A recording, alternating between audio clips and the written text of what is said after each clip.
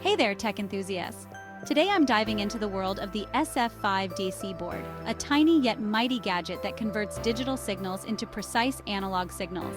Think of it as the bridge between the digital and analog worlds. Cool, right? So what exactly is the SF-5? Picture a small board, no bigger than a penny, working magic by turning numbers into smooth, accurate voltages. It's like translating binary code into music for your electronics. Now, powering this little marvel is a breeze. Just give it a steady diet of 2.7V to 5.5V, and it's ready to rock. And for communication, it uses two wires, the SDA and SCL pins, running on the I2C protocol. If you're wondering what I2C is, think of it as a chatty telephone line between your devices. Let's talk accuracy. The SF-5 boasts a 12-bit resolution, which means it can produce super precise voltages. Imagine having a ruler that can measure down to the tiniest fraction of an inch. That's the level of precision we're talking about here. But where can you use this tiny titan? The possibilities are endless, from trimming sensors for spot-on readings, to controlling servo machines and even calibrating instruments.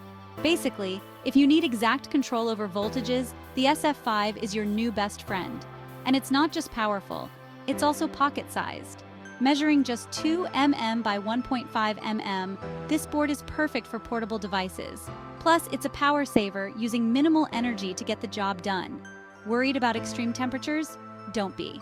The SF-5 can handle anything from -40 degrees Celsius to +125 degrees C, making it as tough as it is tiny. So how do you get started with the SF-5? It's simple. First, connect the power and ground pins. Then, use the SDA and SCL pins to send and receive data. If you need to communicate with multiple devices, adjust the address pin accordingly. In summary, the SF-5 DAC board is a small but powerful tool, bridging the gap between digital commands and analog action. Whether you're a student, a professional, or a DIY inventor, this board opens up a world of possibilities. All right, that's a wrap for today.